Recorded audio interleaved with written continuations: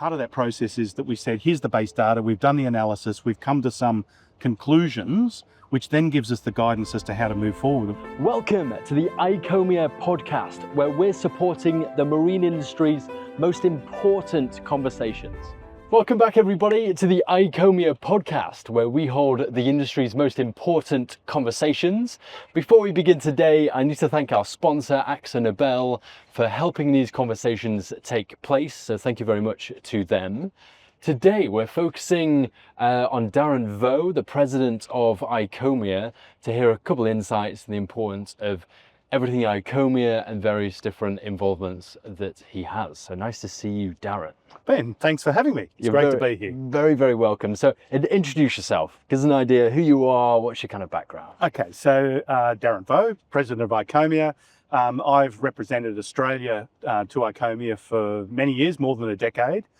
Been on the board of ICOMIA for 7 years now. So I'm just about almost coming to the end of my term as president as well. My background in Australia, my business is marinas. I'm the chairman and owner of Empire Marinas Group. We have marinas in Sydney and in Lake Macquarie. So passionate boater, sailor, all of those things, but it's a fantastic industry and it's great to be here with you. Okay, fantastic. And let's start with, over those 7 years as president of ICOMIA, what have you seen change and evolve over that time? Yeah, I think the industry itself. So I've been on the board for 7 years and I was vice president, been president for the last 2.5 years. But what I've said, the industry itself has continued to develop. Obviously, we've gone through over that period of time, some economic challenges and various things. But one of the things we've seen is that we've seen emergence of different technologies, which I think is really interesting. We've seen changes in consumer behaviour as different generations start to come through. So younger people, in the way that they engage with boating, is different to the previous generations. And we've seen innovations in technology, so particularly in sensor-based technology, propulsion technologies, and all of those sorts of things. So we're seeing the industry continuing to evolve, which I think is a really important aspect of the way things work. And so with these changes, how does ICOMIA, what does ICOMIA do about those changes that you see over a long period of time on the technology front and the differences in how we use boats? What's the function there? Look, I think if you take a step back and think, the purpose of ICOMIA is to facilitate collaboration between its members. So ICOMIA's members are the leading national trade associations around the world. And so when we bring those people together, so we're bringing the leaders from the industry together to collaborate on the opportunities and challenges that are facing our industry, which means that we've got the opportunity to see from broad data what the trends are, whether it's consumer behaviour, regulatory changes, technology developments and those sorts of things. So when we bring people together that are facing the same challenges or exploring the same opportunities, it's amazing what you can achieve. So something that might be happening in America, might be happening in Europe, might be happening in Asia, you bring people together, they can collaborate on those type of elements, and that provides the opportunity to be able to take the industry forward. Yeah, I think sometimes it's such a big picture that actually it's very difficult to kind of put your finger on a day-to-day basis. This is what's happening and this is what's being done about it. But actually over a period of time, this proves to be so valuable. It's kind of a bit of guidance for whatever situation an organization or a region of the world is in. Yeah. Look, I think one of the best examples of how the global industry has collaborated is our recently launched Propelling Our Future project, where we looked at, what is the way that our industry over the next 10, 15, 20 years will look to decarbonise the way we move forward. So we did all of these studies and explored, all the different propulsion systems across a range of different craft types. But that was only achieved because we had industry participants from all over the world that were prepared to openly share their data to enable us to get accurate inputs into that system so that we could do these 45 full cradle-to-grave life cycle assessments to get a real understanding of what's going on in terms of the way people use their boats, the way boats are built, what the alternative propulsion systems are. And that only happens when you bring the whole industry together. Yeah, and I've actually seen the result of that. I mean, I've seen you presenting it and building all the awareness around it, but now I've also had independent conversations with quite a lot of marine organizations that are now saying, hey, there is guidance out there for what is a recommended pathway for for example, electric propulsion. Yep. And this document has become like a uniformly recognized and relevant document. Yeah, and what's really that can interesting help about so it many organizations is it's really only stage one. So part of that process is that we said, here's the base data, we've done the analysis, we've come to some conclusions, which then gives us the guidance as to how to move forward. What we really need to do is empower the industry to make informed decisions. So that's our next phase, is to try and develop full LCA tools with data sets that are specific to our industry to empower manufacturers, users, all sorts of people to be able to look at it and say, when I'm putting something together, how do I reduce my footprint? Not just carbon, but material utilization, sources of materials, right from where they're sourced and all those sorts of things, recyclability, end of life questions. We're trying to build a framework that enables our industry to take control of our destiny. And I think the key element of that is that we're all about going on the front foot. So we talk to regulators and say,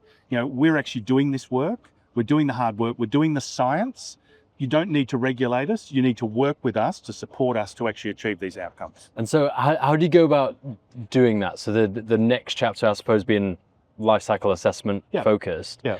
How does that come together? How do you start to even explore what to present to the regulators and really? So we've been working for some time, and I guess the most recent one is the collaboration that we have between ICOMIA, EBI, NMMA and other stakeholders, where we all come together with this vision to build this global platform, this global LCA framework to enable us to move forward. And part of that is that ICOMIA and our members have fantastic relationships with national governments and regulators, even to the extent where we have a seat where we sit at IMO, so for larger yachts and all of those sorts of things. So our network, our connections and our network give us the opportunity to work closely with policymakers, with regulators, with notified bodies and various other entities that actually have an influence on this, even with the ISO standards framework and things like that. So, our resources are distributed across the globe, working in all of those areas, communicating what we're doing and actually trying to bring everyone along on the same journey. You think, at the end of the day, what are we trying to achieve? We're trying to achieve the best possible sustainable outcome for our industry. And sustainability is not only about material sustainability and operational sustainability, it's also about economic sustainability. It's about the prosperity of our members. It's about facilitating more people having access to the water. And if we grow participation in recreational boating, which is so fundamentally important, I've spoken before about how boating enriches people's lives. Yeah. And so, we see that we have to protect our industry because it ultimately boating enriches people's lives. We've got to facilitate that as an outcome. And so our network is the thing that delivers that for us. Right, yeah. It's been that unifying voice for everybody, but also using everybody as a resource to knit it all together and really create value. Collaboration is the core. Yeah. Everything we do is about creating a framework for collaboration. It's about connecting people together, and it's enabling them to have a framework in which they can work together to a common end. And we've got, we're working all over the world, and it's fantastic, mixed, range of cultures, range of languages, range of complexities associated with different regulatory frameworks, different systems of government, all of those sorts of things, but with a common goal, ultimate sustainability for our industry, which is, as I said, it's about material, it's about environment, and it's about business prosperity. It's about, facilitating, more participation in recreational boating. And whilst we're here in the UAE, we're in Dubai. Yep. And is there any big focus for the Gulf region in particular that's the focus for ICOMIA right now? Look, I think the Gulf region's extraordinary. I think the whole Middle East region is amazing. I think what's been achieved, I've been coming to Dubai for 20 years, and what I've seen in terms of the development of this region it's been spectacular. Yeah. We're very close to the Dubai Marina location, and it's one of my favorite places in the world. And I think that they've created this extraordinary environment which is centered around enabling people to be in, on or around the water. And again, that's such a fundamental part about enriching people's lives. But I think the other thing that's happening here is that if you look broader and you say, for example, what's happening on the Red Sea at the moment in Saudi, some of the innovations that are actually happening in that part of the world are extraordinary. The work that they're doing in terms of protecting coral reefs coral nurseries, replacing them and all those sorts of things. They're world-leading type of outcomes. And I think ICOMIA's vision has been to try and support the growth of the industry in this region. We've also had a focus on supporting Southeast Asia through the conferences that we've done in Singapore and our Asia Working Group. But it's about looking at the picture of the world as in totality, and trying to say, where are the opportunities and how do we help these industries work together, learn from more mature markets potentially, and be able to then work together to get a better outcome. Okay, super. And I will mention we have another episode with Wyndham Tops, who you'll know very well, that focuses quite specifically on that region. So if you want to find out more, look for that episode with Wyndham Tops. And really worth doing. It was really insightful. Absolutely fascinating. Yeah, really, really interesting stuff. And so let's wrap up with a vision looking forward. So what's next? What's coming up? Well, look, I think our industry, I think that ICOMIA is really well placed. I think over the last few years, we've really been able to build our network. I think we've got a lot, we've seen the development of the LMA, the Leisure Marine Association, in Middle East and North Africa. They've done an extraordinary job of actually coming together as an industry over that region, and that's worked extremely well. So I think that we're just going to continue, and that's why we're here actually in Dubai right now to support those people in the way that they're actually building the industry here. Likewise in Southeast Asia with our Asia Working Group and the processes that are happening down there, we're seeing that industry is coming together, because again, that sort of Southeast Asian archipelago is some of the most amazing cruising grounds in the world, and we've got to help them build the infrastructure that they need, the shipyards and the various maintenance frameworks to enable that to actually attract the boating to that region. And so I think that we'll continue to sort of have very much a global view in supporting our members right across the globe to try and develop those things. But at the same time, remember that our core objective is really just to facilitate collaboration across the whole network. Okay, super. Thank you very much for your insights, Darren. Absolutely my pleasure, Ben. Thank you. Everybody, a big thank you to our sponsors, AkzoNobel, for helping these conversations take place.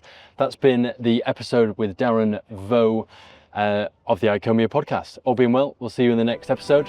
Bye for now.